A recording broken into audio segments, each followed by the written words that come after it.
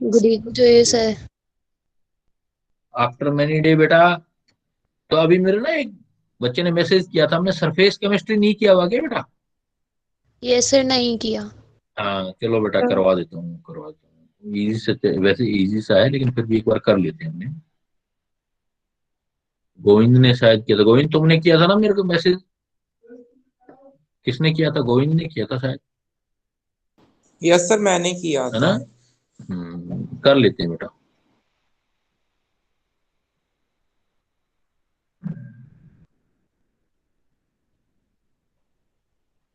बेटा is it Audible, visible?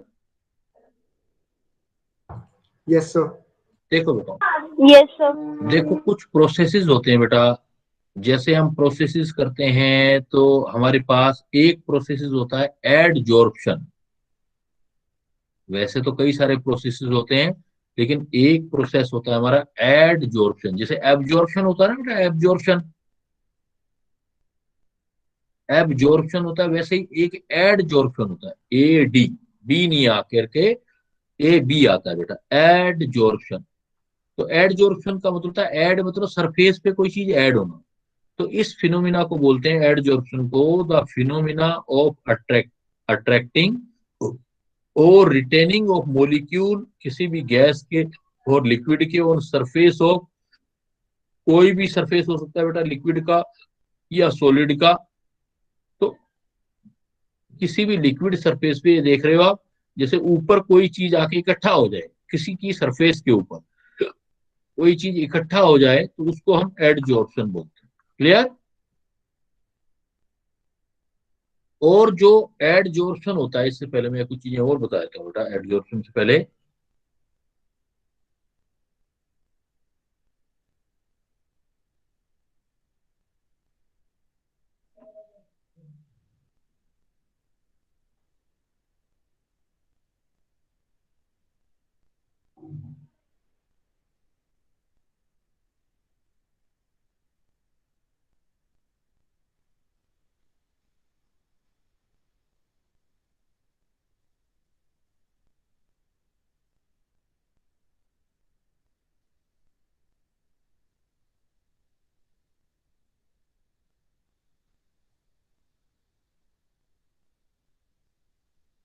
हाँ बेटा, जो सरफेस के ऊपर कोई चीज इकट्ठा हो जाए, आ करके इकट्ठी हो जाए, तो इस प्रोसेस को बोलते हैं एडजॉर्प्शन। और एडजॉर्प्शन में जो ऊपर इकट्ठी होती है उस सरफेस को बोलते हैं, उस चीज को बोलते हैं एडजॉर्बेट। क्या बोलते हैं बेटा उसको? एडजॉर्बेट। और जिसके सरफेस के ऊपर इकट्ठा होता है, जैसे ये सरफेस हो गया ये वाला, उसको बोलते हैं एडजॉर्बेंट। तो एडजॉर्प्शन में एडजॉर्बेट एंड एडजॉर्बेंट होता है। पॉइंट आता है कि एडजॉर्प्शन होता क्यों है, किसी की सरफेस पे क्यों कोई चीज इकट्ठा होती है? तो इसका रीजन बेटा दो चीजें होती हैं, अनबैलेंस्ड फोर्स ऑफ अट्रैक्शन या फ्री वैलेंसी। अगर किसी की वैलेंसी फ्री होती है, यानी कि एक से ज्यादा वैलेंसी होती है, तो किसी ज्यादा, एक से ज्यादा चीजों को अपने ऊपर अटैच कर सकती है। या अनबैलेंस्ड फोर्स ऑफ अट्रैक्शन। तो अनबैलेंस्ड फोर्स ऑफ अट्रैक्शन या फ्री वैलेंसी अगर आ जाए तो वो कोज ऑफ एडजॉर्प्शन है बेटा, कोज ऑफ एडजॉर्प्शन है। जैसे एग्जांपल देखो, मान लो हम चारकोल होता है, चारकोल, चारकोल जानते हो बेटा? चारकोल क्या होता है? कार्बन, कोयला। Carbon simple. हाँ कोयला, कोयला, कोयले का पाउडर डाल दो, कोयले का पाउडर डाल दो आप, कोयले का, कार्बन का पाउडर डाल दो, और कार्बन के ऊपर अमोनिया गैस को आप रख दो, तो अमोनिया गैस के ऊपर इकट्ठा हो जाएगी बेटा, आके इकट्ठा हो जाएगी, ऐसे इकट्ठा हो जाएगी। तो इसका मतलब ये प्रोसेस जो है, ammonia on the surface of charcoal, that is the process ammonia gas placed in contact with charcoal gas adsorb on charcoal. लेकिन अगर हम इसी अमोनिया को, NH3 को वाटर के अंदर डाल दें, वाटर में, वाटर में डाल देंगे तो बेटा इसके अंदर घुस जाएगी, अंदर डिजोल्व हो जाएगी, अंदर, सरफेस पे नहीं रहेगी, पूरे के अंदर घुस जाएगी। जब अंदर घुस जाती है बेटा, अंदर डिजोल्व हो जाती है, तो इसको यूनिफॉर्म हो जाती है, तो ये वाली चीज तो हुई एडजॉर्प्शन, ये वाली चीज हुई एडजॉर्प्शन, ऐड हो गया ऊपर, और ये वाली चीज अंदर घुस गया तो इसको बोलते हैं एब्जॉर्प्शन। एब्जॉर्प्शन। तो अमोनिया गैस को चारकोल के ऊपर रखोगे तो एड्जॉर्ब होगा बेटा, लेकिन अगर वाटर के अंदर रखोगे तो ये पूरी तरह से अंदर चला जाएगा, रिएक्शन कर जाएगा उसके साथ और ये एब्जॉर्ब हो जाएगा। इसी टाइप से दूसरा एग्जांपल ले सकते हो बेटा, you can see the example silica gel.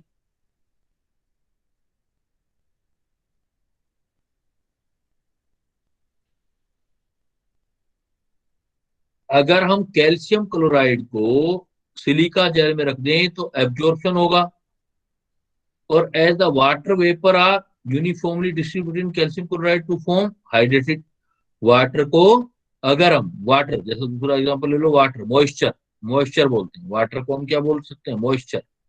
अगर मॉइस्चर को हम सिलिका जेल पे रखें तो सिलिका जेल पे रखेंगे तो बेटा सरफेस के ऊपर इकट्ठा होगी वाटर, और लेकिन हम इसको कैल्शियम क्लोराइड के अंदर रखें, कैल्शियम क्लोराइड में रखेंगे तो वाटर जो है अंदर तक चला जाएगा अंदर। तो पहले वाला कौन सा हुआ फिनोमिना बेटा, वाटर सिलिका जेल के ऊपर, तो क्या एग्जांपल दोगे, क्या आंसर बोलोगे उसका, एडजॉर्प्शन। एडजॉर्प्शन। जो सरफेस के ऊपर आएगा वो एडजॉर्प्शन, जो अंदर चला जाएगा, अंदर पूरे बल्क में चला जाएगा, उसको क्या बोलोगे, एब्जॉर्ब। एब्जॉर्प्शन। एब्जॉर्प्शन। क्लियर बेटा, क्लियर है ये चीज। Okay sir. एडजॉर्प्शन या एब्जॉर्प्शन, सरफेस के ऊपर आए तो एडजॉर्प्शन, अंदर चली जाए तो बेटा एब्जॉर्प्शन।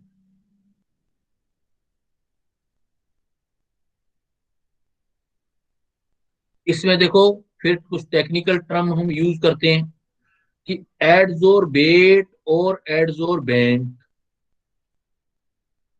जो सरफेस के ऊपर आता है वो एडजोर्बेट होता है, जैसे गैस आपने कोई इकट्ठा की, अमोनिया गैस सरफेस के ऊपर इकट्ठा की, एडजोर्बेंट। और जिसके ऊपर हुआ एब्जॉर्प्शन उसको हम एडजोर्बेंट बोलते हैं। जैसे सोल्यूट और सॉल्वेंट बोलते हो ऐसे ही बेटा, जिसके ऊपर होना है उसको बोलेंगे एडजोर्बेंट। और जी जो चीज होनी है ऊपर सरफेस पे इकट्ठा, उसको क्या बोल देंगे बेटा, adsorbate. Clear, adsorbent and adsorbent, clear करते जाना बेटा, आगे चलते जाना, मैं बढ़ता जाऊंगा जिससे आगे। Yes sir clear. जैसे थर्ड पॉइंट मैंने लिखा एब्जॉर्प्शन, अभी बताया मैंने, अगर सरफेस के अंदर चली जाए कोई चीज, when the molecule of substance are absorption. Uniformly distributed through the body of solid or liquid, this phenomenon is absorption. अंदर चला जाए, जैसे अंदर में आ गया कोई चीज, सरफेस पे इकट्ठा ना हो, अंदर चली जाए, तो उसको हम बोलते हैं एब्जॉर्प्शन। एड और एब, ए बी और ए डी में फर्क है बेटा, क्लियर। Okay sir. क्योंकि मैंने जैसे बताया कि थ्योरेटिकल चैप्टर है, सिर्फ पढ़ते जाना है, समझते जाना है, कुछ बड़ा कैलकुलेशन है नहीं, तो इजी है। डी जॉर्प्शन, डी का मतलब होता है निकलना। अगर कोई चीज सरफेस पे इकट्ठा हुई है, इसको वापस निकाल दो आप, वापस हटा दो, तो उसको डी जॉर्प्शन बोलेंगे। उसको डी मतलब निकलना बेटा, desorption. The removal of adsorb substance from a surface is called a desorption. It is the adsorption. Reverse of adsorption. तो जो रिवर्स ऑफ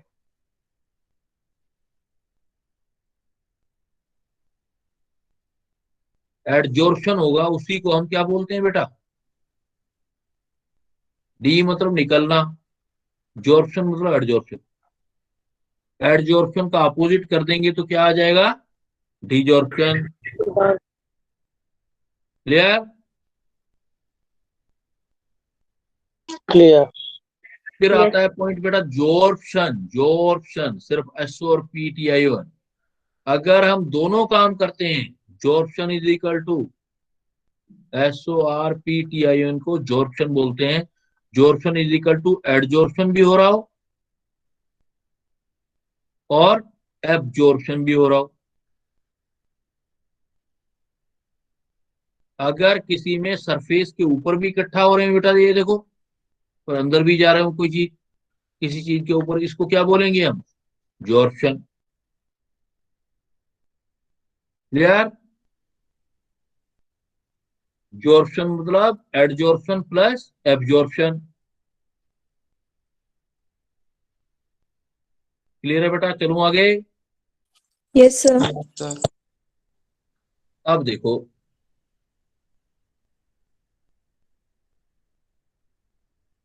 एक टेक्निकली ये कुछ साल पहले क्वेश्चन भी आया था एग्जाम में, ओक्लूजन।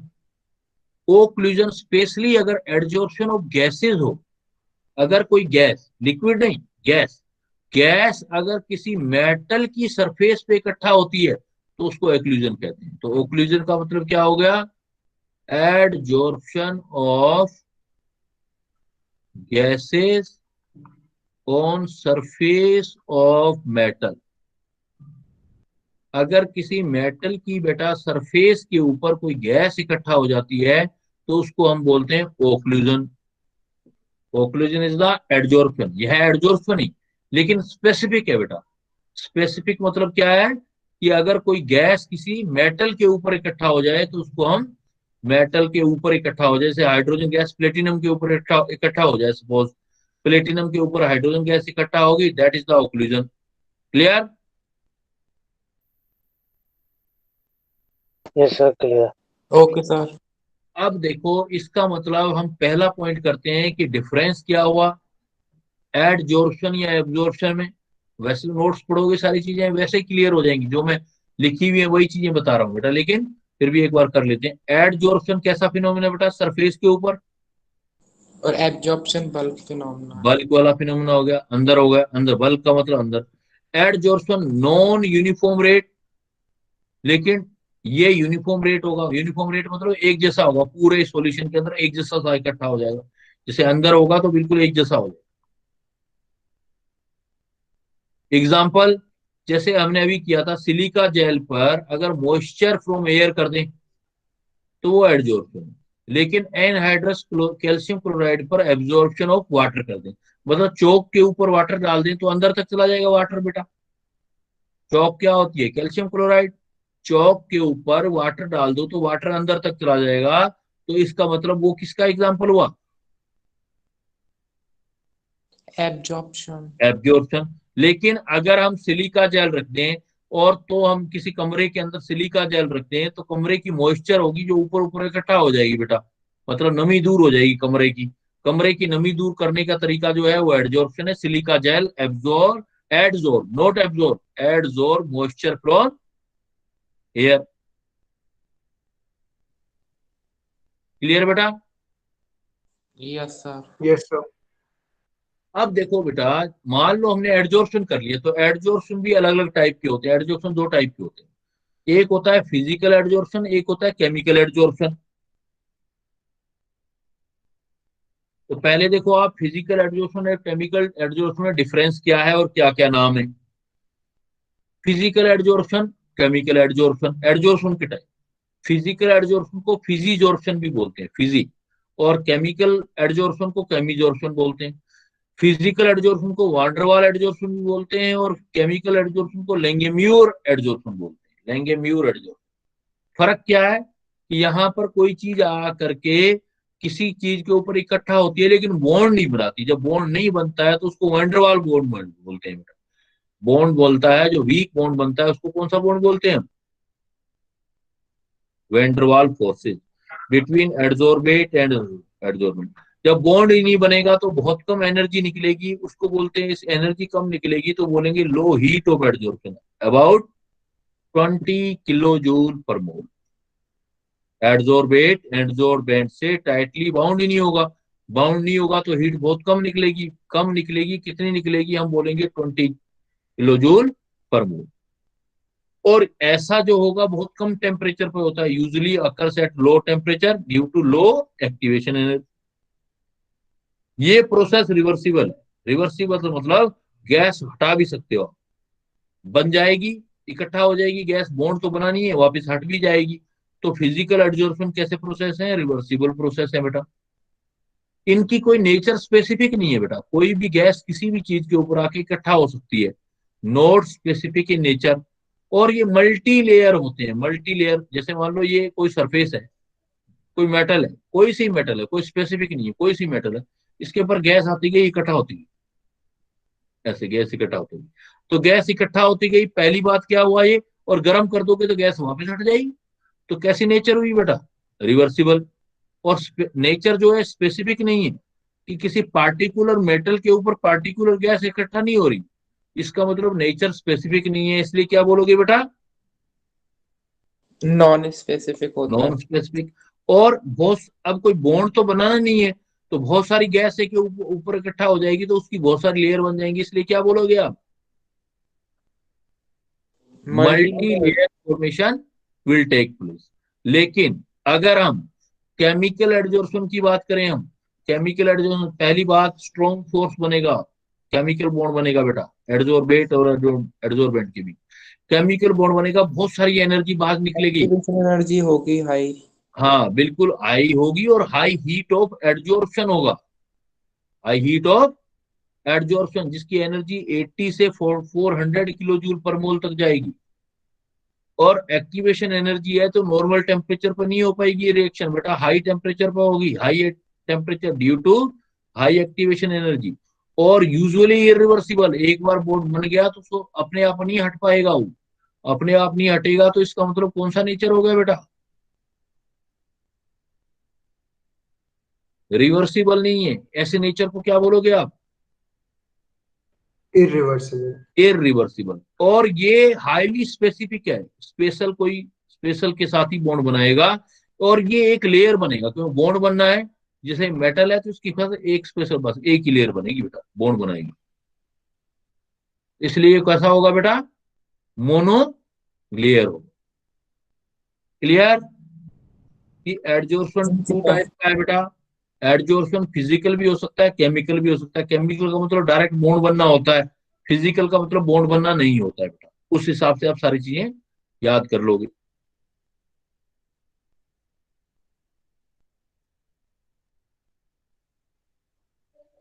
इज इट क्लियर बेटा? चलूं आगे? Yes sir.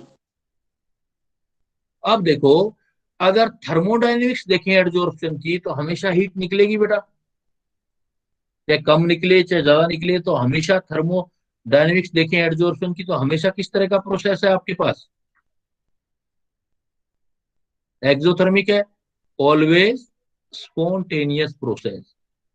और ऑलवेज एडजॉर्प्शन इस कैसा प्रोसेस है? एक्सोथर्मिक है। Exothermic, spontaneous. एक्सोथर्मिक है तो बेटा delta H is equal to क्या फार्मूला बनेगा? गिब्स फ्री एनर्जी वाला, हेम हेल्महोल्ट्ज इक्वेशन। गिव्स free delta energy. H is equal to delta H T del S.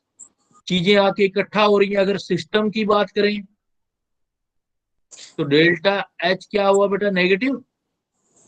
Sir entropy increase कर रही है और हीट रिलीज हो रही है। हाँ हीट रिलीज हो रही है, हीट रिलीज हो रही है तो बेटा डेल्टा एच कैसा होगा? नेगेटिव। और एंट्रोपी ये पॉजिटिव। अगर सर ये एंट्रोपी पॉजिटिव है निगेटिव तो होगी ना, क्या हो क्योंकि जाएगा? ये भी नेगेटिव। तो डेल्टा जी का साइन क्या आएगा? Delta G is equal to delta H minus T del H. और आप कह रहे हो कि डेल्टा एच सर एक्सोथर्मिक है तो ऑलवेज नेगेटिव, और एंट्रोपी घट रही है बेटा, घट रही यस सर है। मैं यही कह रहा था। एंट्रोपी माइनस में, माइनस और माइनस क्या हो गया? प्लस। लेकिन इसका मतलब एट लो टेम्परेचर रखें, रूम टेम्परेचर रखें एट लो टेम्परेचर, तो डेल्टा जी क्या आना चाहिए? लो पे रखेंगे डोमिनेंट हो जाएगा डेल्टा एच। लो टेम्पर हाई टेम्परेचर रखोगे तो दूसरे वाला पार्ट डोमिनेंट होगा, पॉजिटिव वाला। लेकिन लो टेम्परेचर पर नेगेटिव वाला डोमिनेंट है, तो साइन क्या आएगा बेटा? नेगेटिव। तो इसका मतलब रूम टेम्परेचर पर कोई भी आप अगर एडजॉर्प्शन करते हो तो डेल्टा जी नेगेटिव, मतलब क्या होता है? वो स्पॉन्टेनियस। स्पॉन्टेनियस हो जाता है। लेकिन फिर भी बहुत सारे पॉइंट है, ध्यान रखना। Delta G less than negative, negative होगी। टोटल एंट्रोपी बात करोगे, टोटल एंट्रोपी तो बढ़ेगी बेटा, डिस्टरबेंस तो प्रोसेस हो रहा है तो बढ़ेगी, टोटल एंट्रोपी बढ़ेगी। टोटल एंट्रोपी पॉजिटिव होगी, टोटल एंट्रोपी पॉजिटिव होगी। लेकिन एडजॉर्प्शन डेल्टा एच नेगेटिव होगा। लेकिन फिजिकल एडजॉर्प्शन ऑलवेज क्या होगा? Exothermic. During adsorption entropy of system, system की एंट्रोपी बात करें तो वो डिक्रीज होगी। दो बातें, ये और ये वाली। अगर आपसे पूछे टोटल एंट्रोपी, स्पॉन्टेनियस प्रोसेस है तो बढ़ रही है टोटल एंट्रोपी, क्योंकि प्रोसेस हो रहा है। यूनिवर्स की एंट्रोपी बढ़ रही है, लेकिन जिस सिस्टम में वो चीज जाके एडजस्ट हो रही है, जो चीज सर जाके उसकी डिग्री एंट्रोपी हो रही है। वो डिक्रीज हो रही है। तो क्वेश्चन पे ध्यान देना है बेटा कि क्या कहना चाहता है वो। डेल्टा एस एडजॉर्प्शन सिस्टम का कहना चाहता है। अगर सिस्टम होगा तो डिक्रीज होगी, लेकिन टोटल बोलेगा तो एंट्रोपी इंक्रीज होगी। लेकिन डेल्टा एच ऑलवेज नेगेटिव होगा बेटा, delta H always negative. Clear? Yes sir. देखो बेटा, कुछ क्वेश्चन डिस्कस करता हूं मैं आपसे, जिससे क्लियरिटी आए हो क्वेश्चन की, क्योंकि थ्योरेटिकल एस्पेक्ट है, थ्योरेटिकल चैप्टर है, लेकिन क्वेश्चन क्लियर होना चाहिए आपका। जैसे मैंने आपसे क्वेश्चन किया, देखो मैंने पहला क्वेश्चन किया है, a small amount of silica gel and that of anhydrous calcium chloride are placed separately in two corner of vessels। एक वेसल्स लिया आपने, एक वेसल्स के दो पार्ट बनाए बेटा, एक में सिलिका जेल लिखा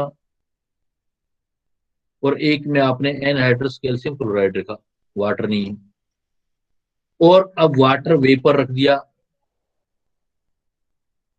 तो दोनों में क्या क्या प्रोसेस होगा बेटा? वाटर वेपर जो होगा सिलिका जेल के तो सरफेस के ऊपर इकट्ठा होगा, एडजॉर्प्शन होगा सिलिका जेल का, और वे कैल्शियम क्लोराइड में अंदर तक उस पे एब्जॉर्प्शन होगा। घुस जाएगा, एब्जॉर्प्शन होगा। तो क्या प्रोसेस होगा? आंसर क्या दोगे? Adsorption of water vapour on silica gel and absorption of calcium chloride. Clear? जैसे मैंने क्वेश्चन नंबर थर्ड पूछा आपसे, adsorption is multi layered in case of, multi layered किस में होता है बेटा? फिजिकल फिजिकल वाले। एडजॉर्प्शन में। ये आंसर हो जाएगा। फिर मैंने फोर्थ नंबर क्वेश्चन पूछा, which of the following statement about physical adsorption is not correct? It is usually हो जाएगा। फिजिकल एडजॉर्प्शन है, it is usually monolayer, it is reversible, it involve van der Waals interaction between, और it involve small value of heat adsorption. तो क्या आएगा? Monolayer थोड़ी होता है बेटा फिजिकल। फिजिकल क्या होता है? Multi layer. Multi layer. कर लोगे बेटा ऐसे क्वेश्चन? Yes sir.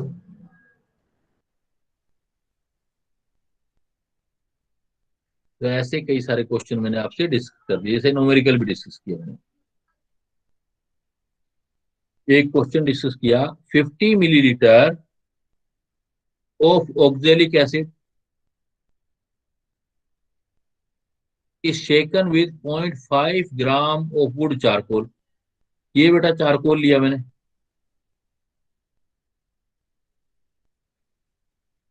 ये चारकोल लिया, और इसके ऊपर मैंने कोई ऑक्जेलिक एसिड डाल दिया। ऑक्जेलिक एसिड जो था वो 50 मिलीलीटर था, 0.1 मोलर था। अब मैंने पास किया, और ये जो था चारकोल था वो 0.5 ग्राम था। The final concentration of solution after adsorption is 0.5 molar. ये जो 1.5 थी, ये यहाँ से कुछ एडजॉर्ब हो गया, जैसे पास किया मैंने, कुछ एडजॉर्ब हो गया, कुछ पास हो गया। पास होकर के ऑक्जेलिक एसिड कितना मिला मुझे? कितना मिला बेटा? 0.5 मोलर। तो हमें क्या निकालना था? Amount of oxalic acid adsorb पर ग्राम ऑफ चारकोल। तो क्या आंसर हुआ बेटा? देखो, कैलकुलेशन भी बना सकते हो आप। मैं ये कह सकता हूं कि पहले 0.1 मोलर था इनिशियल,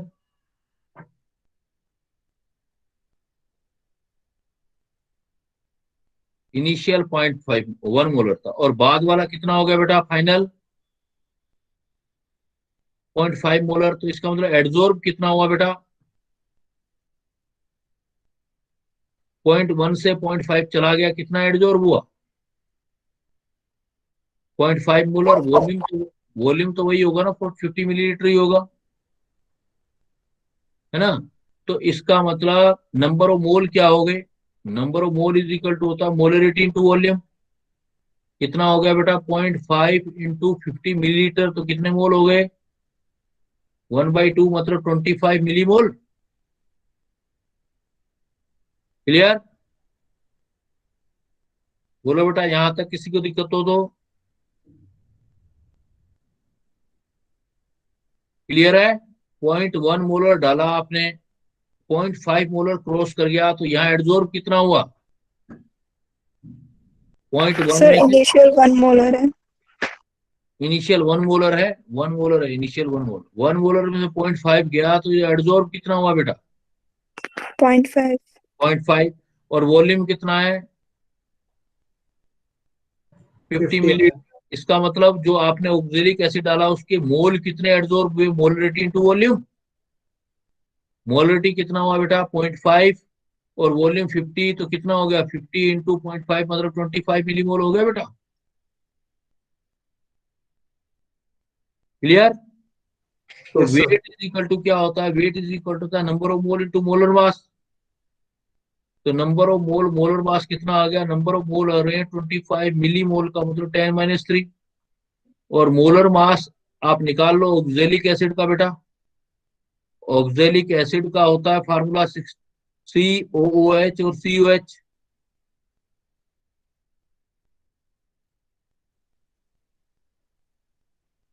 और कितना होगा ये निकाल लो बेटा। 12 और 2 ऑप्शन है, 32 प्लस 1 32। और ये कितना हो गया? 44 45 90 आ जाएगा, 90। अब ये आ गया सर 90। 3.15 ग्राम आ रहा है। इतना आ गया वेट बेटा, 25 इंटू 90। लेकिन ये वेट कितने ग्राम चारकोल पे आ रहा है?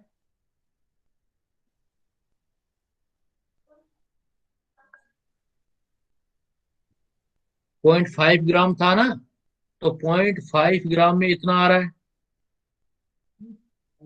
0.5 ग्राम में 25 इंटू 10-3 इंटू 90 आ रहा है। तो 1 ग्राम में कितना आएगा?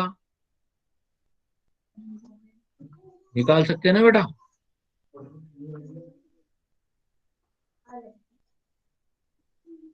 कैलकुलेट कर लोगे बेटा आप? सर 6.3 ग्राम आ रहा है फाइनल आंसर। हाँ, जो भी आंसर आएगा बेटा वो हो जाएगा। सॉल्यूशन दे ही रखा है मैंने। यस सर, आंसर सही मैच कर रहा है।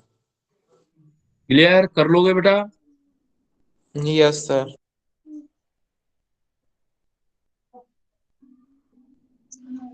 अगर आपसे ये बोल दे कि सरफेस एरिया निकालना है, स्पेसिफिक सरफेस एरिया, तो area covered by 1 molecule into number of molecule amount of adsorbent निकाल देना। ये फार्मूला, बट आपकी जरूरत नहीं पड़ेगी, इसलिए मैं नहीं करवा रहा ये।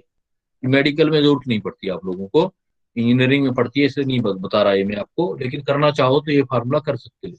Specific surface area is equal to area covered by 1 molecule into number of molecule divided by amount of adsorbent. Clear?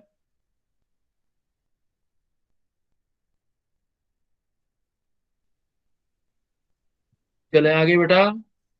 Yes sir. अब चलो एडजॉर्प्शन भी हो गया। अगर एडजॉर्प्शन हो गया तो एडजॉर्प्शन को कौन कौन से फैक्टर अफेक्ट करते हैं वो निकालते हैं।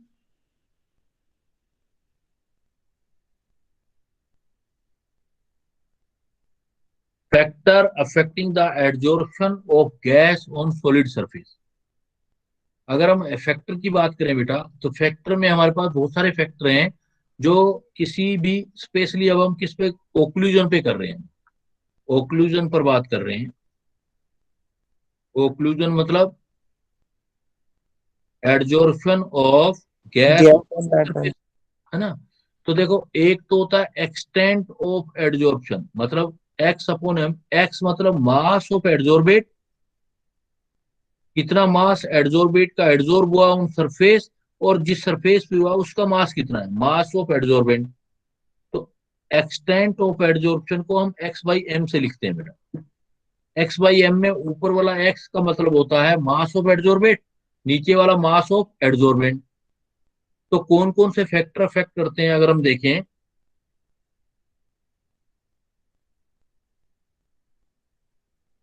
तो पहला आता है बेटा नेचर ऑफ एडजॉर्बेट। आप जिस गैस को या जिस एडजॉर्बेट को आप एब्जॉर्ब करना चाहते हो उसकी नेचर क्या है। तो इस नेचर पर डिपेंड करेगा कि अगर इन फिजिजोर्प्शन है बेटा, देखो फिजिजोर्प्शन है, in physisorption gas is more easy to liquefied greater extent of adsorption. जो गैस जितनी ज्यादा लिक्विफाइड होगी उतना ज्यादा उसका एक्सटेंट ऑफ एड्जॉर्प्शन। तो लिक्विफिकेशन जितना ज्यादा होगा बेटा, लिक्विफिकेशन जितना ज्यादा उतना एड्जॉर्प्शन ज्यादा हो जाएगा, एक्सटेंट ऑफ एड्जॉर्प्शन ज्यादा होगा। जो गैस जितनी ज्यादा लिक्विड में कन्वर्ट होगी उतना ज्यादा एड्जॉर्प्शन होगा। दूसरा नेचर होता है नेचर ऑफ एड्जॉर्ब के वेट के बाद नेचर ऑफ एड्जॉर्बेंट। अगर नेचर ऑफ एड्जॉर्बेंट है सरफेस एरिया जितना ज्यादा होगा उतना ज्यादा greater the surface area greater the extent of adsorption. मतलब एक मैंने सॉलिड ले लिया कोई चीज और एक उसी सॉलिड को मैंने ऐसे ऐसे कर दिया इकट्ठा, छोटे छोटे पार्टिकल, जैसे लकड़ी का टुकड़ा है बेटा। देखो आपने कभी सोचा है बेटा, जैसे लकड़ी का टुकड़ा है, बड़ा पीस ले लो और बड़े पीस की बजाय उसका बुरादा बना लो, छोटे छोटे टुकड़े बना लो, आग कौन से वाला जल्दी पकड़ेगा? सर मुरादा वाला। बुरादे वाला। इसलिए हम कहते हैं कि उसका सरफेस एरिया ज्यादा हो गया, कांटेक्ट एरिया ज्यादा हो गया, तो रिएक्शन जल्दी होगी। तो सेकंड पार्ट ये होता है कि जिसका सरफेस एरिया ज्यादा है बेटा एडजॉर्बेंट का, उसका मतलब सरफेस एरिया ज्यादा है तो उसका एडजॉर्प्शन भी ज्यादा हो। Clear? Okay sir.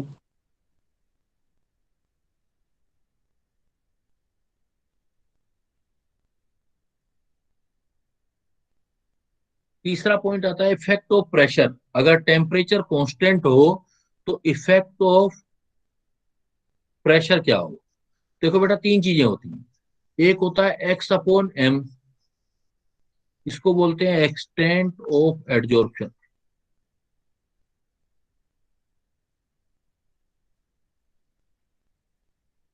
Extent of adsorption, adsorption कितना होगा x by M, extent of adsorption ये एक्स बाई एम होता है। एक होता है टेम्परेचर, एक होता है प्रेशर। अगर हम एक्स बाई एम और रिलेशन खींचना चाहते हैं प्रेशर में, तो टेम्परेचर होता है कांस्टेंट, और जब भी टेम्परेचर कांस्टेंट होता है तो इसको बोलते हैं आइसोथर्म। क्या बोलेंगे बेटा इसको हम? आइसो मतलब सेम, टेम्परेचर मतलब कांस्टेंट, आइसोथर्म बोल। X by m versus pressure. तो यही बात देखना चाहते हैं, इफेक्ट ऑफ टेम्परेचर और इफेक्ट ऑफ प्रेशर, दो चीजें देखना चाहते हैं। तो देखो अगर हम इफेक्ट ऑफ प्रेशर देखना चाहते हैं, एक्स अपॉन वर्सेज प्रेशर आएगा बेटा, एक्स अपॉन वर्सेज प्रेशर, इसका मतलब आइसोथर्म। अगर दूसरा तरीका ये x upon m, extent of adsorption versus temperature देखना चाहते हैं, प्रेशर कांस्टेंट कर दें तो टेम्परेचर के साथ होता है प्रेशर कांस्टेंट, तो प्रेशर का मतलब होता है आइसो बार। तो हमारे पास दो टाइप के एडजॉर्प्शन होते हैं, एक आइसोथर्म एडजॉर्प्शन, ऊपर वाला जो ग्राफ है वो एक्स अपॉन एम और वर्सेस पी के बीच में होगा बेटा, तो उसको बोलेंगे आइसोथर्म एडजॉर्प्शन। और नीचे वाला होगा बेटा x upon m versus temperature, तो इसको बोलेंगे आइसोबार, मतलब प्रेशर कांस्टेंट एडजॉर्प्शन। अगर हम अब देखो, अब मैं पॉइंट पे आता हूं कि अगर हमें देखना है इफेक्ट ऑफ प्रेशर, मतलब टेम्परेचर कांस्टेंट, टेम्परेचर कांस्टेंट है, प्रेशर के साथ रिलेशन देखना है, तो एक्स एम वर्सेस प्रेशर आएगा, तो ऐसो को बोलते हैं एडजॉर्प्शन आइसोथर्म। टेम्परेचर कांस्टेंट है बेटा, देखो आइसोथर्म। तो इसमें दो साइंटिस्टों ने काम किया है, एक साइंटिस्ट का नाम है फ्रेंडलिच एडजॉर्प्शन आइसोथर्म। उसने अपना एक इंपेरिकल रिलेशन दिया बेटा, कहता है कैसे एडजॉर्प्शन होता है, उसका इंपेरिकल रिलेशन दिया, या इसको नॉन क्लासिकल एडजॉर्प्शन कहते हैं। उसने क्या बोला, हम सोचें, उसने इतनी सी बात बोली, कहता है जो एडजॉर्प्शन आइसोथर्म है ना, मतलब x upon m directly proportional pressure है, प्रेशर पर डिपेंड करेगा पावर 1 to 0 पर।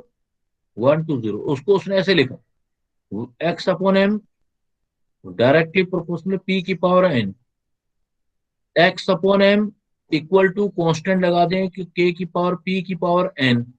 तो एडजॉर्प्शन आइसोथर्म मतलब एक्सटेंट ऑफ एडजॉर्प्शन जो है x अपॉन m में, वो n पर डिपेंड करेगा बेटा। n मतलब क्या है, ऑर्डर ऑफ प्रेशर, और प्रेशर की वैल्यू क्या होगी, ऑर्डर ऑफ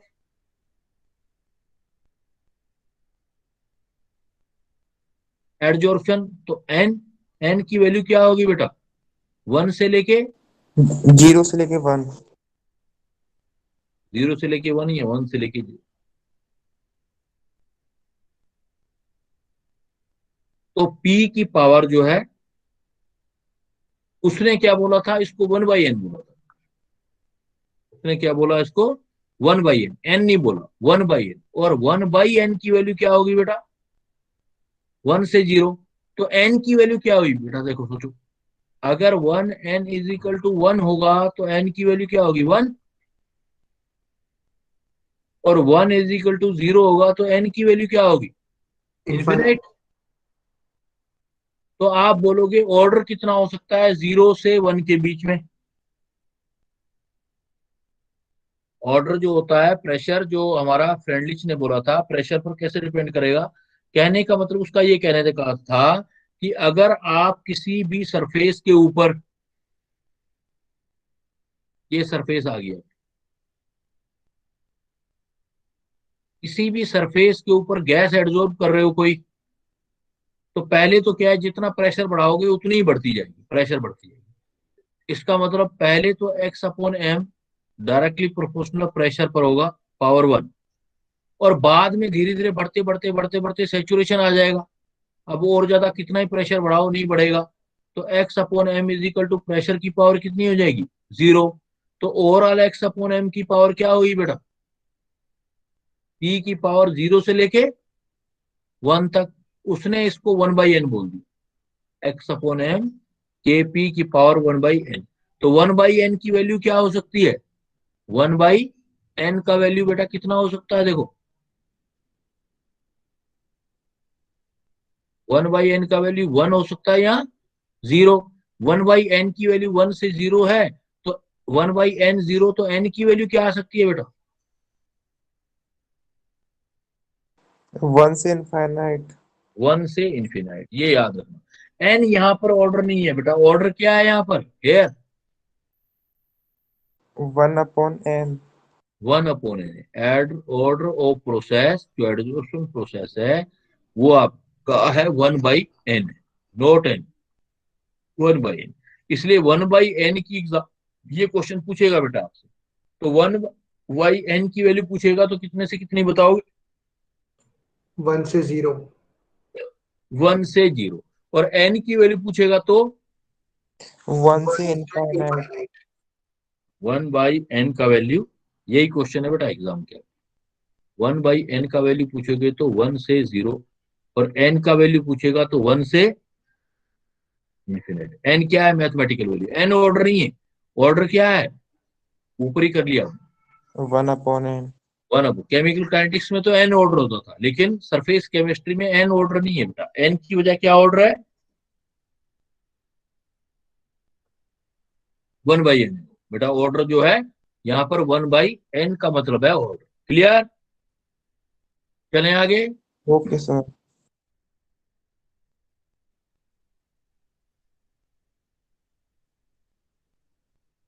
इसका मतलब मैं अगर Freundlich adsorption isotherm, Freundlich adsorption isotherm, तो ये फ्रेंडलिच एडजॉर्प्शन आइसोथर्म हुआ। इसमें एक्स एम अपॉन पी के बीच ग्राफ बनाऊं, तो पहले एक्स अपॉन एम मतलब एक्सटेंट ऑफ एडजॉर्प्शन प्रेशर के साथ डायरेक्टली पहले प्रोपोर्शनल। बढ़ेगा, क्योंकि डायरेक्टली प्रोपोर्शनल एन है, फिर कांस्टेंट हो जाएगा, फिर कांस्टेंट हो जाएगा। ऐसा क्यों हुआ देखो,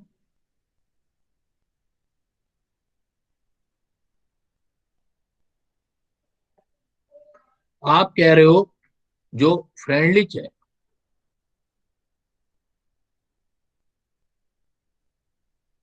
जो फ्रेंडलिच एडजॉर्प्शन आइसोथर्म है बेटा, वो ये कह रहा है कि x upon m directly proportional p की पावर 1/n है, और 1 से लेके प्रेशर पर 0 डिपेंड, मतलब प्रेशर के साथ डायरेक्टली प्रोपोर्शनल भी है, और प्रेशर की पावर 0 होगी तो डिपेंड भी नहीं करेगा।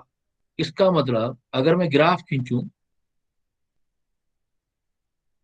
x/m और प्रेशर के बीच, तो पहले तो क्या होगा, डायरेक्टली प्रोपोर्शनल होगा, सीधा खींचेगा बेटा पहले, और बाद में धीरे धीरे आते आते कांस्टेंट हो जाएगा, डिपेंड ही नहीं करेगा। तो ये जो नीचे वाली लाइन आप देख रहे हो येलो कलर वाला, ये येलो कलर लाइन का मतलब ये है कि x upon m directly proportional की पावर 1 प्रेशर पर डिपेंड करेगा। और लास्ट जो कांस्टेंट हो गया, जो आपकी लाइन ये देख रहे हो आप कांस्टेंट लाइन, इसका मतलब है प्रेशर कितना भी बढ़ाऊं बेटा, x upon m equal to 1 होगा। p की पावर 0 हो गया, प्रेशर पर डिपेंड ही नहीं करेगा। पहले प्रेशर बढ़ाते जाओगे तो एडजस्टमेंट होता जाएगा, एक लिमिट के बाद एडजस्टमेंट होना बंद हो जाएगा। और जो ये चीज दिखाई दे रही है यहाँ सेंटर पॉइंट, ये क्या चीज शो कर रहा है बेटा, देखो ये चीज ये शो सर कर 1 रहा है। से 0 तक के बीच में कोई भी लिमिट हो सकती है। हाँ वेरी गुड, क्या बात है बेटा, मजा आ गया। P इज इक्वल टू 1 से 0 के बीच में कोई भी वैल्यू हो सकती है, धीरे धीरे डिपेंडेंस कम होती जा रही है। क्लियर? एक्सटेंट ऑफ एडजॉर्प्शन जो है, पहले प्रेशर जितना बढ़ाते जाओगे तो एक्सटेंट ऑफ एडजॉर्प्शन बढ़ता जाएगा, धीरे धीरे बढ़ना कम हो जाएगा, और धीरे धीरे प्रेशर पे डिपेंड ही नहीं करेगा बेटा, प्रेशर के साथ कांस्टेंट हो जाएगा, मतलब प्रेशर के रिस्पेक्ट में पावर 0 हो जाएगी। क्लियर? लेकिन ये बात Clear. किसने बताई बेटा, ये जो सारी बात बताई वो किसने बताई,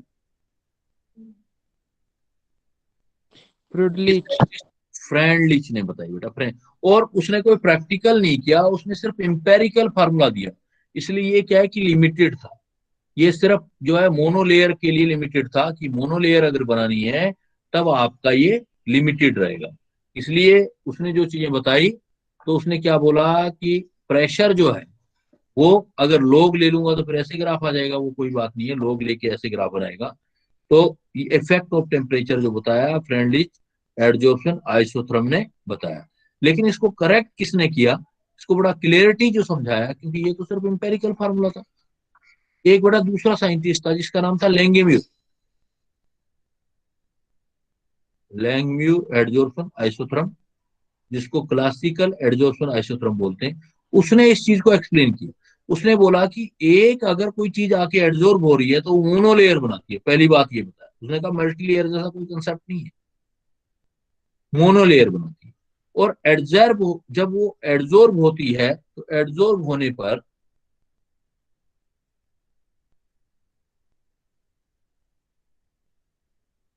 जो एडजॉर्प्शन है आपका एट इक्विलिब्रियम, उसने एक्चुअली क्या है कि बहुत सारी बातें बताई थी। मैं अगर थोड़ा सा बताना चाहूँ आपको तो मैं ये कहूंगा कि ये जैसे सरफेस है, यहां पर सपोज टोटल पार्ट है 1, इसमें ये पार्ट है थीटा, ये पार्ट है 1 थीटा पे सपोज एडजॉर्ब हो गया, तो जो गैस एडजॉर्ब होगी वो सिर्फ प्रेशर पर डिपेंड करेगी। एडजॉर्प्शन जो होता है वो सिर्फ थीटा पे डिपेंड करता है बेटा, एडजॉर्प्शन।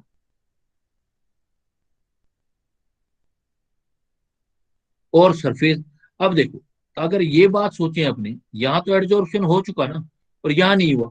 अगर यहाँ सोचें तो यहाँ एडजॉर्प्शन होना है, और यहाँ देखें तो यहाँ एडजॉर्ब होगी चीज वापस हट सकती है लेकिन आ नहीं सकती, डिजॉर्प्शन होता है। और जब इक्विलिब्रियम बन जाएगा तो दोनों का रेट बेटा बराबर हो जाएगा, rate of adsorption, rate of desorption. तो अल्टीमेटली हम क्या कह सकते हैं, रेट ऑफ जो एडजॉर्प्शन है ए डायरेक्टली प्रोपोर्शनल आपका प्रेशर कितना है और जगह कितनी खाली है उस पर डिपेंड करेगा बेटा, P1 - थीटा। और rate of desorption directly proportional इस चीज पे सिर्फ डिपेंड करेगा, प्रेशर पे तो डिपेंड नहीं करना, वापस जाना है उसने, सिर्फ कितना थीटा एडजॉर्ब हुआ है उस पर डिपेंड करेगा, है ना। तो सिर्फ किस पे डिपेंड करेगा, थीटा पे। तो और एट इक्विलिब्रियम हालांकि इसकी रिक्वायरमेंट नहीं है मेडिकल में, फिर भी मैं बता रहा हूं कि rate of adsorption is equal to rate of desorption हो जाएगा। तो अल्टीमेटली आपके पास ये फार्मूला आ जाएगा, के इक्विलिब्रियम, के एडजॉर्प्शन, के desorption, theta fraction of occupied और 1 माइनस थीटा अनऑक्यूपाइड साइट है। तो इक्विलिब्रियम करोगे तो ये फार्मूला एट इक्विलिब्रियम के पी 1 माइनस थीटा, ये देखो पी 1 माइनस थीटा और के डी थीटा ये आ जाएगा।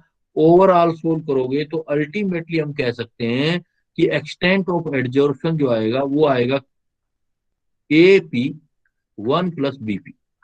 बस ये याद कर लो, कोई ए और बी कांस्टेंट, ए पी प्लस 1 प्लस बीपी। ये बात समझाई लेंगेम्यूर ने। ये जो बात बताई लेंगेम्यूर ने, कहा कि प्रेशर के साथ अगर रिलेशन देखना चाहते हो ना, इस रिलेशन के साथ देखो। अगर a p x upon m, a p plus bp है बेटा, 1 प्लस बीपी है, तो अब तो सारी चीजें बड़ी क्लियर है। अगर हम x is equal to x upon m adsorption, a कोई constant p plus 1 plus BP करें। अगर पहला देखो, अगर लो प्रेशर है, अगर लो प्रेशर है तो 1 प्लस बीपी में p लो है तो अप्रोक्सीमेट 1 ले सकता हूं। तो x अपॉन m को क्या लिखा जा सकता है बेटा, x upon m is equal to a p. इसका मतलब extent of adsorption directly proportional p की पावर 1 होगी बेटा। जब प्रेशर लो होता है, मतलब अभी गैस आई नहीं है इकट्ठी, प्रेशर लो कब होगा, जब गैस इकट्ठा ही नहीं हुई होगी। जब प्रेशर लो होगा तो गैस इकट्ठा ही नहीं होती, जितना प्रेशर बढ़ाओगे, जितनी गैस बढ़ाओगे बेटा, उतना एक्सटेंट ऑफ एडजॉर्प्शन बढ़ जाएगा। क्लियर। जब लो प्रेशर होगा तो एक्स अपॉन एम प्रेशर पर डिपेंड करेगा बेटा। क्लियर है ये बात, क्लियर है बेटा। चलो आगे। अगर प्रेशर बहुत हाई हो जाए, ये बात लेंगेमियर ने समझाई। अगर कहता है प्रेशर बहुत हाई है, हो जाए एट हाई प्रेशर, अगर हाई प्रेशर है तो 1 प्लस बीपी में ये बहुत हाई हो जाएगा, ये डोमिनेंट हो जाएगा। तो मैं अप्रोक्सीमेट इक्वल टू बीपी ले सकता हूं। तो x upon m is equal to a p upon bp. P से पी कैंसिल, ए और बी कांस्टेंट है, तो एक्स अपॉन एम क्या हो जाएगा बेटा, कांस्टेंट। तो अगर प्रेशर हाई कर दिए जाए, यानी कि बहुत सारी गैस अब इकट्ठा हो गई, अब चाहे कितना कितना ही प्रेशर बनाओ, तो वो गैस जो है extent x upon m pressure के साथ देखोगे तो पहले तो प्रेशर कम है तो बढ़ता जाएगा डायरेक्टली प्रोपोर्शनल, लेकिन बाद में कांस्टेंट हो जाएगा। बाद में कितना ही प्रेशर बढ़ा दो कोई फर्क नहीं पड़ने वाला। क्लियर। तो क्लियर कट बेटा ये बात किसने समझाई, Langmuir. लेंगेम्यूर। और इंपेरिकल रिलेशन जो दिया वो किसने दिया, फ्रेंडलिच। फ्रेंडलिच ने। फ्रेंडलिच ने प्रेशर का इफेक्ट समझाया कि एडजॉर्प्शन पर प्रेशर का क्या इफेक्ट हो सकता है। लेंगेम्यूर ने बोला मोनोलेयर होती है, कोई मल्टीलेयर नहीं होती, और मोनोलेयर में प्रेशर पहले आप बढ़ाते जाओ तो गैस एडजॉर्ब होती जाएगी, बाद में जब जितनी होनी है उतनी होगी, तो कितना कितना भी प्रेशर बढ़ा दो फिर एडजॉर्प्शन नहीं होगा बेटा, कांस्टेंट हो जाएगा। क्लियर है बेटा यहाँ तक। Okay sir. तो इस बात का मतलब क्या हुआ अल्टीमेटली, अगर मैं आपके नोट्स में डिस्कस करूं ये बात, तो ये देखो नोट्स में सारी बातें सिर्फ पढ़ लोगे, सब चीजें अगर मेरा ये क्लास ले लोगे पढ़ लोगे तो सारी चीजें हो जाएंगी। देखो एक्स अपॉन कैम एम पी की पावर 1 लो प्रेशर होगा तो पी पर डिपेंड करेगा बेटा, पी की पावर 1, इसलिए कौन सी रिएक्शन होगी उस टाइम पे, प्रेशर के रिस्पेक्ट में कौन सा ऑर्डर हो गया, फर्स्ट ऑर्डर। लेकिन अगर आप हाई प्रेशर लोगे बेटा तो पी की पावर देखो क्या आ रही है, 0, ऑर्डर हो जाएगी। डिपेंड ही नहीं करेगा, 0 ऑर्डर रिएक्शन। अगर कोई मॉडरेट प्रेशर है, बीच वाला प्रेशर है, तो 1 से n तक कोई भी पावर यूज कर सकते हो और प्रेशर यूज कर सकते हो। क्लियर। Okay sir. इसी टाइप से होता है एडजॉर्प्शन आइसोबार। इसका मतलब अब की बार ग्राफ क्यों ले रहे हैं, x upon m directly proportional temperature पर ले रहे हैं और प्रेशर कांस्टेंट ले रहे हैं। अगर प्रेशर छोड़ के हम टेम्परेचर के साथ देखें relation, extent of adsorption temperature के साथ देखें, अगर आपका फिजिकल एडजॉर्प्शन है तो फिजिकल टेम्परेचर बढ़ाते रहोगे, गैस जैसे ये सरफेस है, सोचो जरा, ये गैस, अगर मैं टेम्परेचर बढ़ा दूं तो गैस हटती जाएगी ना बेटा, गैस तो वापिस हट जाएगी। फिजिकल हो तो, फिजिकल कोई बॉन्डिंग नहीं हो, फिजिकल हो तो टेम्परेचर बढ़ाते जाओगे गैस हटती जाएगी, तो आपका मतलब एक्सटेंट ऑफ एडजॉर्प्शन कम होता जाएगा बेटा। Yes, sir. इसलिए बोलते हैं कि एक्स अपॉन एम, अगर x upon m extent of adsorption है बेटा, एक्सटेंट ऑफ एडजॉर्प्शन है, और टेम्परेचर देखेंगे अगर फिजिकल एडजॉर्प्शन है तो आप देखोगे लगातार कम होता चला जाएगा, ग्राफ ऐसे नीचे आएगा। लेकिन Inverse केमिकल है तो पहले टेम्परेचर चाहिए रिएक्शन करने के लिए, तो पहले बढ़ेगा फिर कम होगा। तो टेम्परेचर के साथ एक्स अपॉन एम का ग्राफ देना है तो ऐसा दोगे आप। फिजिकल एडजॉर्प्शन है तो कंटिन्यूसली कम बेटा, और केमिकल एडजॉर्प्शन है तो पहले बढ़ेगा फिर घटेगा, क्योंकि केमिकल रिएक्शन करने के लिए तो पहले चाहिए टेम्परेचर। Yes, sir. तो जब एडजॉर्प्शन हो जाएगा फिर प्रेशर बढ़ाओगे तो फिर वो एडजॉर्प्शन हटने लग जाएगा। क्लियर?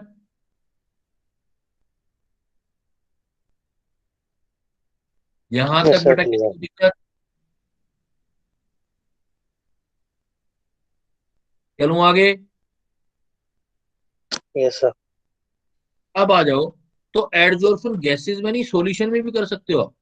बस जहां पर प्रेशर है वहां पर सी लगा देना बेटा, या प्रेशर है प्रेशर क्रॉस करके क्या लिख देना, कंसंट्रेशन। क्लियर? अगर हमें सॉल्यूशन Okay, में sir. चाहिए तो एक्स अपॉन एम के is equal to c, power pressure है वहां पर क्या यूज कर लेंगे, जैसे अभी फ्रेंडलिच में क्या यूज किया आपने, आपने बोला सर फ्रेंडलिच एडजॉर्प्शन आइसोथर्म का ये फार्मूला है, x upon m is equal to कोई कांस्टेंट के प्रेशर की पावर 1/, अगर सॉल्यूशन में निकालना है तो क्या लिखोगे, प्रेशर तो नहीं हो सकता ना सॉल्यूशन का, तो क्या लिखेंगे बेटा, के प्रेशर की जगह कंसंट्रेशन 1/। क्लियर?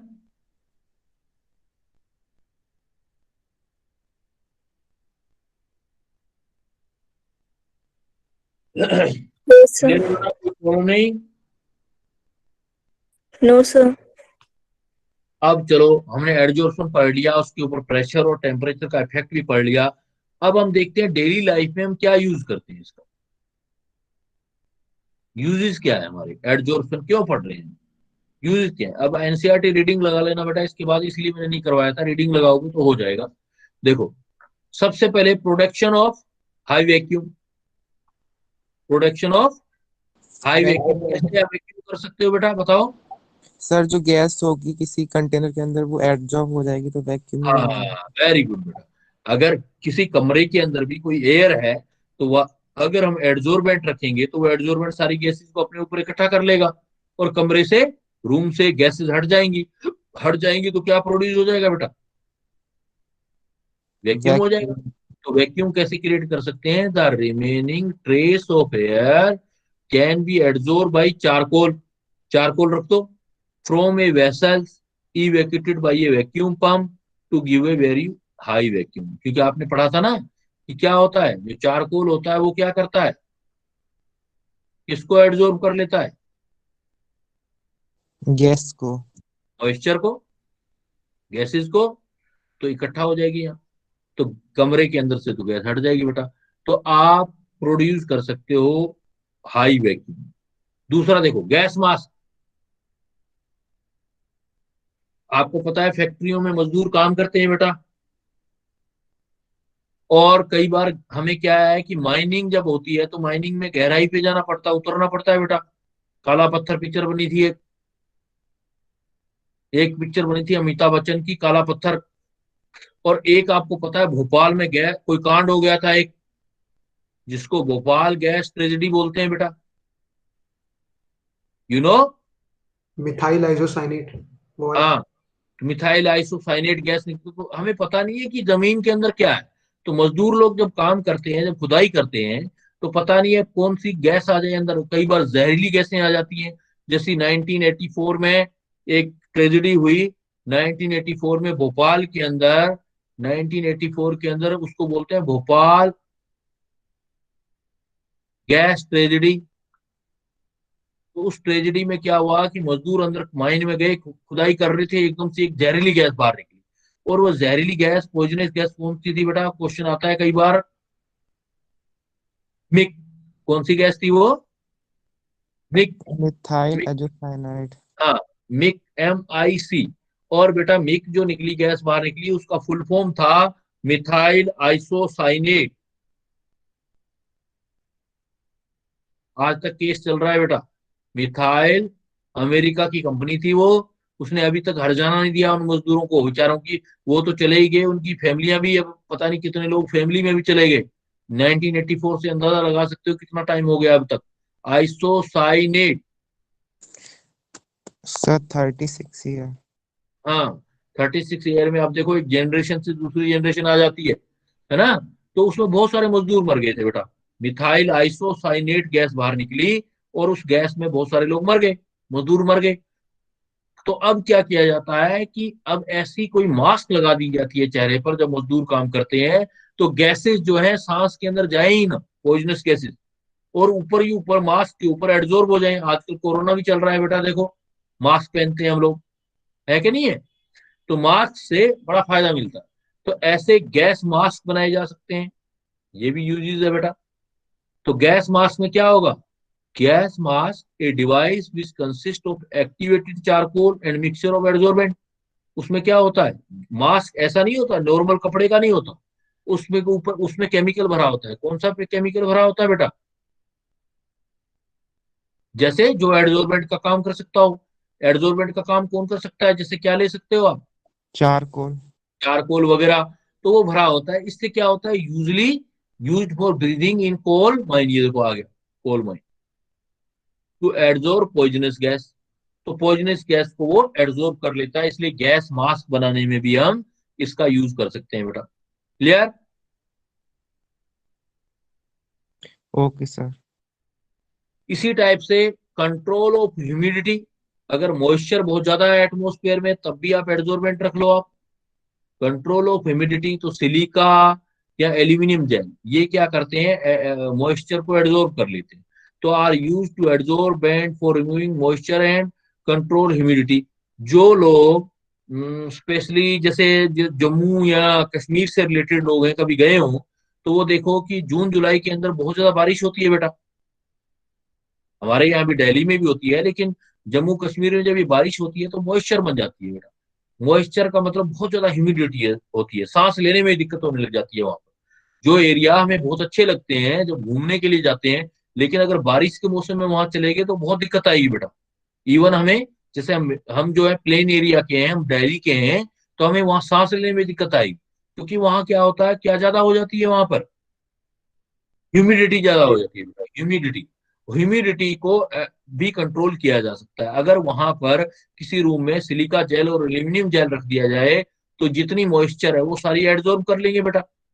एड्जॉर्ब हो जाएगा वो। एड्जॉर्ब हो जाएगा तो ह्यूमिडिटी कंट्रोल हो जाएगी। तो इसको किसमें यूज कर सकते हो? कंट्रोल ऑफ वैक्यूम क्रिएट करने में भी, और कंट्रोल ऑफ ह्यूमिडिटी। तो ये भी देखो एड्जॉर्प्शन का जो है यूज हो रहा है, एड्जॉर्प्शन प्रोसेस यूज हो रहा है। Clear? Okay sir. Control of humidity. ऐसे ही देखो, removing of colouring material from solution. हम कोई चीज डाल देते हैं जो डाई को एब्जॉर्ब कर लेता है, डाई को अपने ऊपर इकट्ठा कर लेता है, तो जिस चीज से डाई हटानी है, कलर हटाना है, वहां यूज कर सकते हैं removing of colouring material from solution. Catalyst इसमें देखते हो आप, कैटलिस्ट अगर कोई कैटलिस्ट डालते हैं, हेट्रोजीनियस कैटलिस्ट, तो हेट्रोजीनियस कैटलिस्ट में यूज होता है, जैसे मान लो आप, जैसे adsorption of reaction on the solid surface on the catalyst increase the rate of reaction. They are mainly gaseous reaction on industrial importance. जैसे कोई चीज बनाते हो तो आप मेटल डाल दो, मेटल पे गैसेस इकट्ठा हो जाएंगी, रिएक्शन जल्दी स्टार्ट हो जाएगी। हेबर प्रोसेस में। हेबर प्रोसेस वगैरह देखा आपने। सेपरेशन ऑफ इनर्ट गैस, तो बहुत सारे यूज है बेटा। Separation of inert gas, inert gases क्या है? वैसे किसी से रिएक्शन तो करती नहीं है, तो रिएक्शन नहीं करती तो इनको कैसे करें यूज हम? तो इसको क्या, एड्जॉर्प्शन बेसिस पर हम इकट्ठा कर लेते हैं। जो जल्दी एड्जॉर्ब हो जाएगी पहले हो जाएगी एड्जॉर्ब, और बाद में होगी तो बाद में कर लेंगे। डिजीज में हम यूज करते हैं, बहुत सारे बैक्टीरिया होते हैं, हम मेडिसिन लेते हैं, हम क्या करते हैं, जैसे कोई सिरप पी लिया तो सारे बैक्टीरिया का होते हैं वो सिरप के ऊपर एब्जॉर्ब हो जाते हैं, तो हट जाते हैं बेटा उससे। फ्रोथ फ्लोटेशन प्रोसेस मेटलर्जी के अंदर आपने देखा था आपने, फ्रोथ फ्लोटेशन प्रोसेस में सॉल्यूशन में इम्प्योरिटी चली जाती है, लेकिन जो आपकी झाग के साथ जो है और मटेरियल इकट्ठा हो जाता है, तो ये भी तो एडजॉर्प्शन है बेटा। तो एडजॉर्प्शन का बहुत इंपॉर्टेंट पॉइंट है ये froth flotation process. Froth flotation process भी एडजॉर्प्शन प्रोसेस का एक एग्जांपल है। इंडिकेटर, क्रोमेटोग्राफिक एनालिसिस, बहुत सारे यूज होते हैं। क्लियर बेटा एडजॉर्प्शन?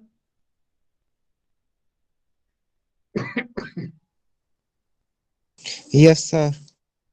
अब देखो एक बड़ा इंपॉर्टेंट एग्जांपल, उसमें ध्यान में रखना अगर आ जाए। एक होता है प्यूरिफिकेशन ऑफ वाटर।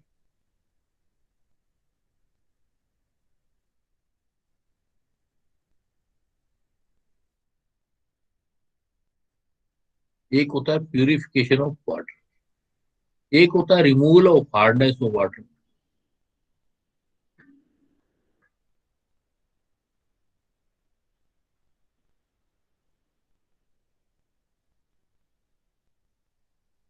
जैसे प्यूरिफिकेशन ऑफ वाटर, जैसे फिटकड़ी वगैरह डालते हैं, एलम डालते हैं, एलम यूज करते हैं, ये नहीं। लेकिन removal of hardness of water, ये वाला, ये एग्जांपल है एडजॉर्प्शन का। इसमें एप्लीकेशन एडजॉर्प्शन होगा, प्यूरिफिकेशन में नहीं। किसमें?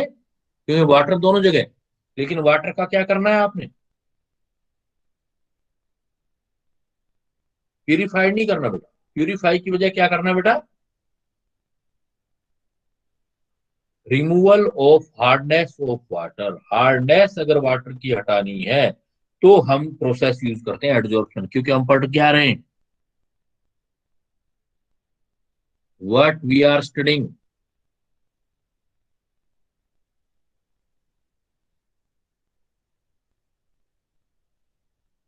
No one is answering, it means हो या बस माइक ऑन करके और चल लिए कोई खाना वाना बनाने या बर्तन वर्तन धोने और कुछ और। Yes sir. तो दो चीजें हैं, प्यूर एक ही बच्चा बोले जा रहा है बार बार, बाकी सर बच्चे एक सब सो हार्डनेस रहे ऑफ वाटर बताया था और एक प्यूरिफिकेशन ऑफ वाटर हैं। हाँ, बताया था। तो ध्यान रखना बेटा, प्यूरिफिकेशन ऑफ वाटर हो तो वो आंसर नहीं देना है एडजॉर्प्शन का। एडजॉर्प्शन का आंसर क्या देना है आपने, removal of hardness. Removal of hardness. बड़ा कंफ्यूजिंग है, इसलिए ध्यान देना है, दोनों ही वाटर है। ये बेटा आपका एडजॉर्प्शन प्रोसेस होता है। तो इसमें देखो कुछ क्वेश्चनिंग मैंने की है आपके लिए, एग्जांपल दिए हैं, वैसे आप कर सकते हो, अपना सारा मटेरियल अवेलेबल है बेटा। तो कुछ इसमें नया नहीं है, लेकिन मेरे पास मैसेजिंग आई थी कुछ स्टूडेंट की, कुछ क्या एक ही स्टूडेंट की आई थी कि सर जो हमारा हुआ है सरफेस केमिस्ट्री नहीं हुआ है, वो करवा दो। देखो पहला बेटा, पहला क्वेश्चन देखो, arrange the given gases in increasing order of adsorption. तो यहाँ गैसेस तो दे नहीं रखी, इसलिए ये तो क्वेश्चन इनकम्प्लीट है। यहाँ तो गैसेस दे रखी होती। दूसरा देखो, विच of the following option correct for following graph is show adsorption of A gas on solid surface, friendly adsorption. तो कोई भी ग्राफ आएगा तो इस टाइप का आएगा ग्राफ। अब बताओ, T1 से T2 T3 जैसे टेम्परेचर बढ़ाऊंगा तो एडजॉर्प्शन कम होगा या ज्यादा होगा बेटा? सर केमिज ऑप्शन के लिए तो पहले इंक्रीज करेगा नहीं, फिर इसका डिक्रीज मतलब करेगा। ग्राफ फिजिकल का दे रखा है, ग्राफ से सोल्व करना ना। सर फिजिकल के लिए तो कम होता जाएगा टेम्परेचर कम बढ़ाने होगा पर। तो higher extent of adsorption of lower temperature, जिसमें एक्सटेंट ऑफ हाइड्रोजन ज्यादा दिख रहा है आपको, देखो यहाँ ज्यादा दिख रहा है, ये रहा ज्यादा, ये कम, ये और कम। जिसमें एक्सटेंट ऑफ हाइड्रोजन ज्यादा दिख रहा है, इसका मतलब वो टेम्परेचर क्या है, लोअर है ना। तो इसका मतलब T3 कम है, उससे T2 ज्यादा है, T1 ज्यादा है। ग्राफ देख के हमें बताना है कि कौन से वाला टेम्परेचर कम है, कौन से वाला ज्यादा है। क्लियर?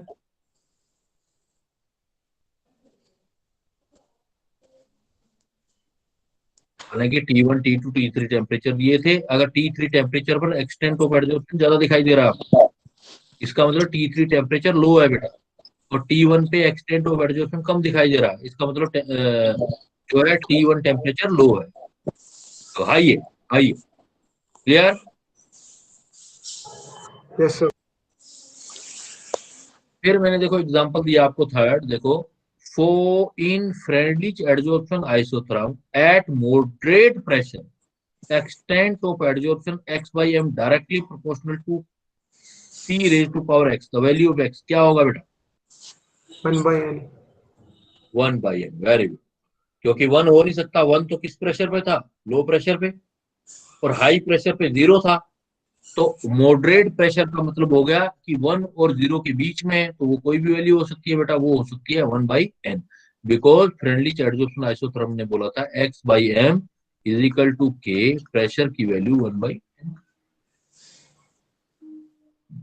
मॉडरेट प्रेशर बोल दिया, 1/n है। Clear? Okay sir.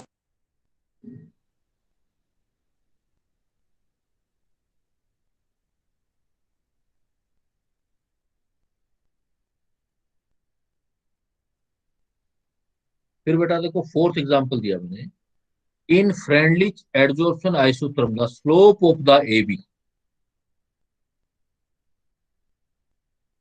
Slope of AB निकाल, ये निकाल कि in Freundlich adsorption isotherm the slope of AB। देखो हमें ये पता है कि रिलेशन क्या है बेटा, फ्रेंडली एडजॉर्प्शन आइसोथर्म क्या है? Sir x upon m equal to k times of p की power 1/n। Friendly adsorption isotherm है x/m इज इक्वल टू कोई कांस्टेंट kp की पावर 1/n। और ग्राफ किसके बीच में खींचना है बेटा? लॉग, दोनों साइड लॉग ले लो बेटा, log x/m is equal to log kp log k plus log p। तो इसको सोल्व करूंगा तो क्या आएगा बेटा? log x/m log k plus 1/n आगे log p। सर 1/n होगा आंसर। तो इसका मतलब स्लोप तो ये होगा y इज इक्वल टू ये कांस्टेंट c प्लस mx। तो इसका मतलब m स्लोप होता है, तो स्लोप कितना आ गया बेटा? 1/n। 1/n। Clear? Yes sir. Clear है बेटा? किसी और को डाउट हो? इक्वेशन को हमने log के टर्म में लिख लिया और स्लोप निकाल लिया, तो स्लोप हमेशा 1/n होगा। चलूं आगे बेटा? Yes, sir. Yes, sir.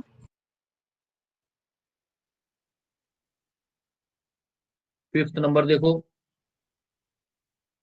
Easy है, सीधे हो जाएंगे।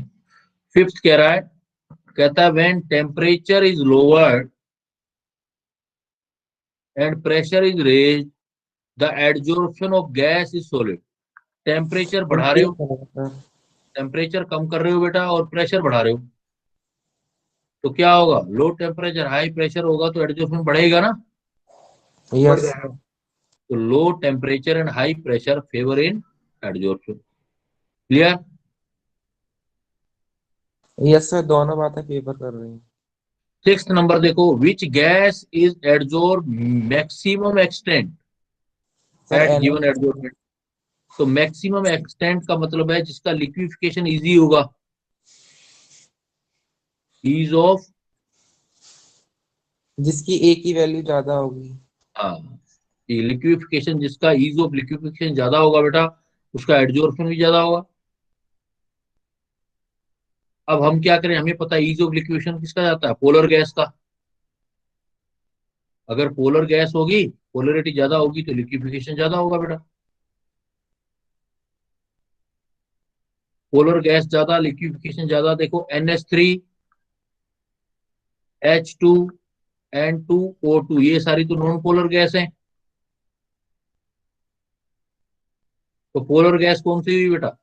अमोनिया। अमोनिया, क्योंकि डायपोल मोमेंट इसका जीरो नहीं होता।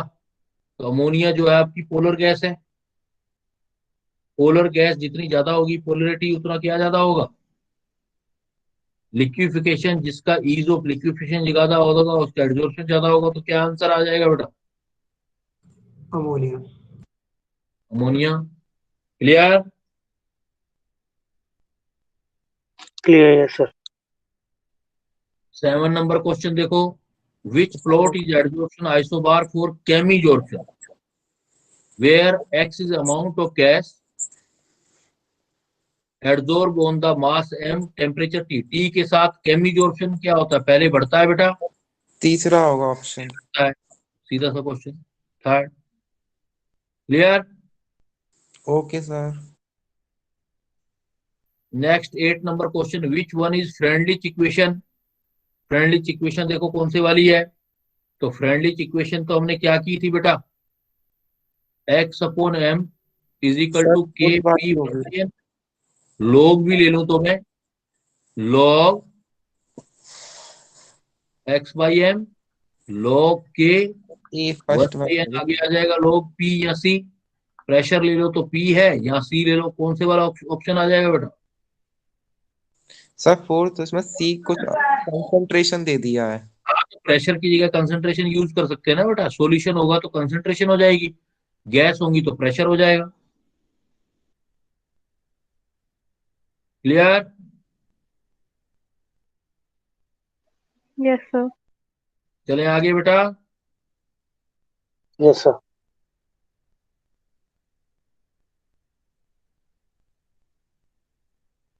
सपोज ये क्वेश्चन दे दिया आपको,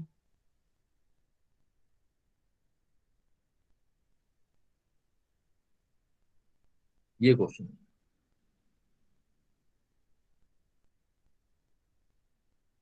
इसमें कह दिया given 9th number question, graph between log x upon log p straight line at angle 45 degree and intercept OA shown in figure, hence x by m at pressure point 2।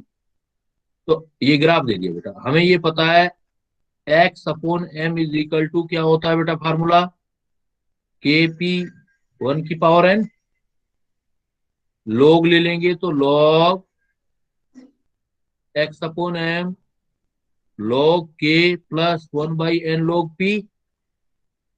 तो इससे हमें क्या पता लगा बेटा कि जो log k ये इंटरसेप्ट है, y is equal to c plus m x, यही होगा बेटा।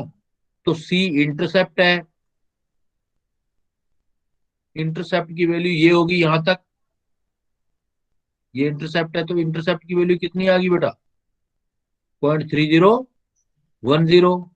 और 1 बाई एन स्लोप है, m या y 1 बाई एन स्लोप है बेटा, और स्लोप कितना आ रहा है, tan थीटा होता है। tan थीटा की वैल्यू देखो कितनी आ रही है, tan 45। 1. tan थीटा की वैल्यू कितनी आ रही है, tan 45। तो tan 45 की वैल्यू पता जानते हो ना बेटा कितनी होती है, 1। tan 45 का वैल्यू कितना होता है, थोड़ी मैथमेटिक्स यूज करनी पड़ेगी ना आपको। tan 45 का वैल्यू बेटा होता है 1।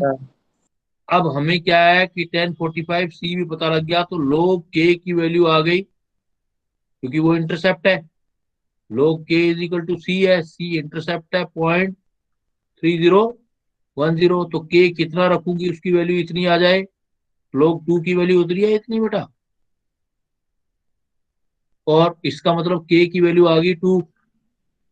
क्लियर? Yes, sir. Clear. और tan 45 की वैल्यू 1 आई गई है हमारे पास, हमें किसकी वैल्यू निकालनी है, कहता है x अपॉन m निकालना है एट प्रेशर पॉइंट 2। तो अब दोबारा फार्मूला यूज करो, x upon m is equal to k p 1 by n. तो k की वैल्यू आ गई हमारे पास, k की वैल्यू आ गई 2। प्रेशर दे रखा है बेटा, प्रेशर कितना दे रखा है, 0.2। 1 बाई एन स्लोप है, स्लोप की वैल्यू आ गई 1, 1 बाई एन की वैल्यू आ गई 1। तो आंसर कितना आ गया मेरे पास,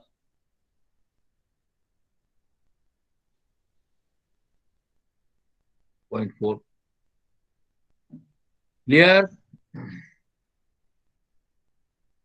okay Yes, sir. Sir. Clear. पहले एक्स बाई एम के पी ग्राफ से हमने के की वैल्यू निकाल ली, 1 बाई एन की वैल्यू भी निकाल ली, फिर हमने एक्स बाई एम दोबारा रख दिया, तो के पी 1 बाई एन का फार्मूला रख दिया दोबारा अगेन, और के की वैल्यू आ चुकी थी, 1 बाई एन की वैल्यू भी आ चुकी थी, दोबारा पुट कर दी बेटा। Is it clear? Yes, sir. Yes, sir. Yes sir, कर लेंगे। 10th नंबर देखो question. 10 number, adsorbent used in gas mask is, gas mask बनाने में किसको यूज करते हो आप? Activated charcoal. Activated charcoal, activated charcoal. Gas के लिए अभी मैंने बोला था माइनिंग वगैरह में यूज किया जाता है। Silica jail is developed by setting of coloured ion in the void of silicate it in case of, मतलब कुल मिला के कलर को हटाने के लिए यूज करते हैं, तो कौन सा प्रोसेस होता है सिलिका जेल को? एडजॉर्प्शन। एडजॉर्प्शन। तो क्या आंसर दोगे आप? एडजॉर्प्शन कर लोगे बेटा आप?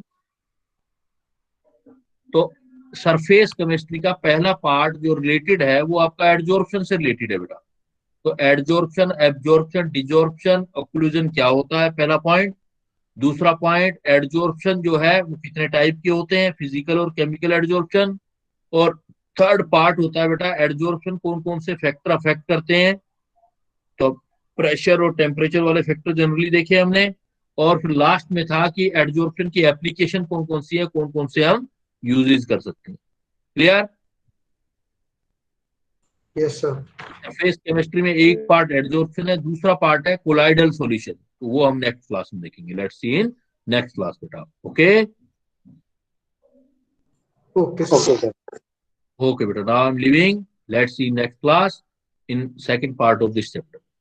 ओके बेटा, थैंक यू। इसकी प्रैक्टिस कर लेना, मैं देखूंगा, इसके क्वेश्चनिंग भी डाल दूंगा, कुछ और डीपीपी वगैरह देने होंगे तो दे दूंगा मैं आपको।